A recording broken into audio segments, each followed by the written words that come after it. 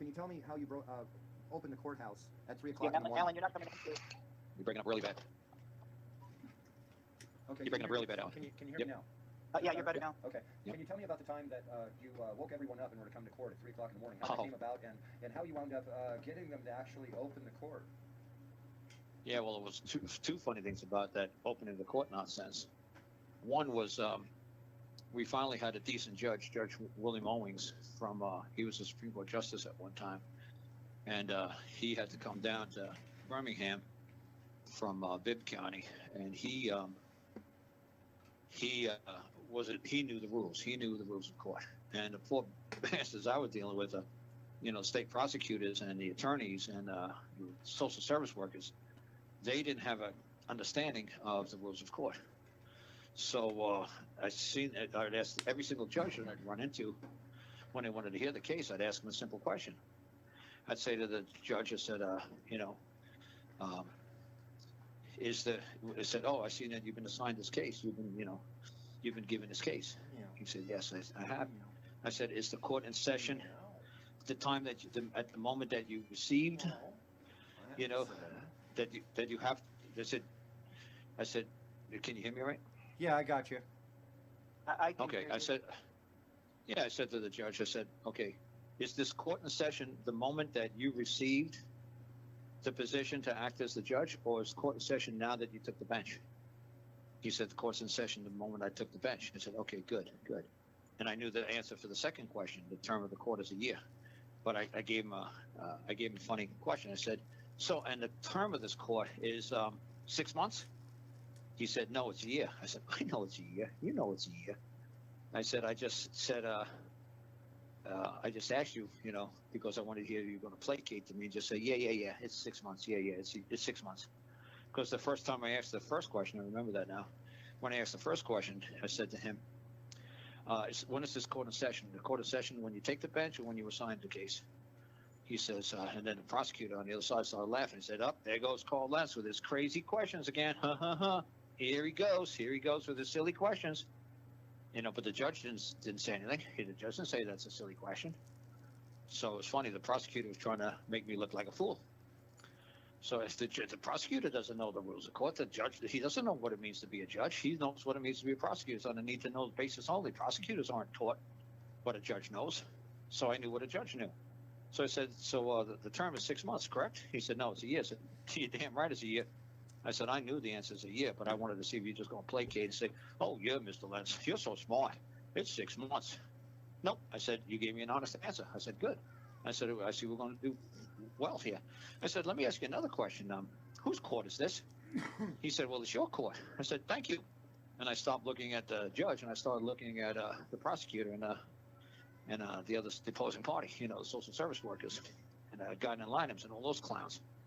And I said to them, and so this is my court. If I wish to convene court, say, I don't know. Let's say I want to convene court on Christmas Eve, Christmas Day, at 3:02 a.m. And I wish to come down to the magistrate. I'm sure there'll be like some sort of magistrate that's probably Jewish on call, that they don't care. And I'll come down here and I'll find a magistrate that's on call. And I'll say to the magistrate, I wish to convene court. And I wish the court to assemble, because I'd like to put forth an emergency immediate motion at this time. And I'd like everybody to assemble. What would happen next? I said, he said, Mr. Lentz, let's be reasonable about this. I said, I'm a very reasonable man.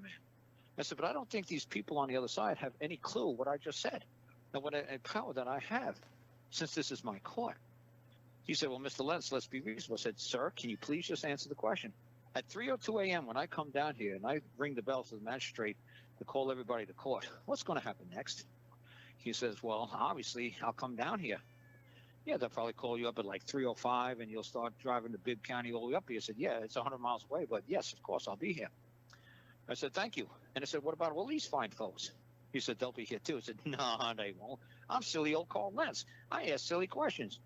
Why should they show up for Karl Lentz's court at 3:02 a.m. on Christmas Day? Why should they?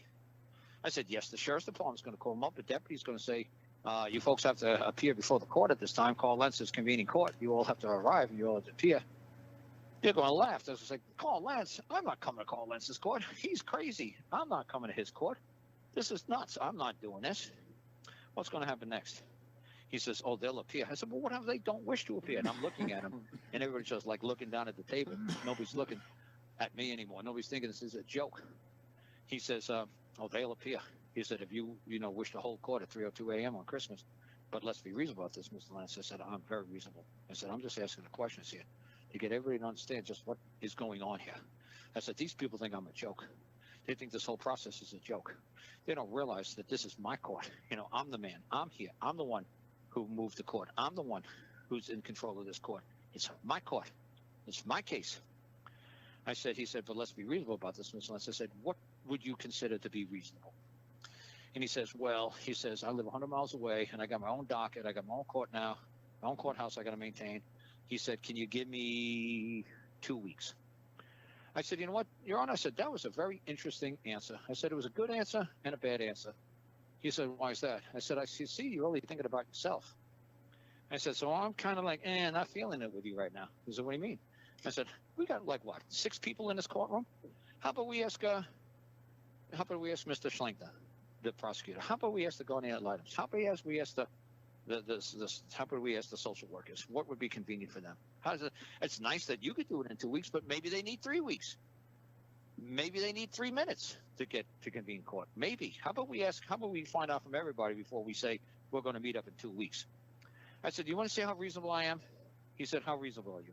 I said, there's a 65 head of cattle that I got to maintain, that I'm in custody of, that I take care of for some 80-year-old people that live in town. I said, for me to lock everything up, make sure somebody could take care of those animals so I could get on a road and not worry about all these animals dying. Like, I got to get on the road soon, and I got to hope somebody's here to maintain the animals so they don't die.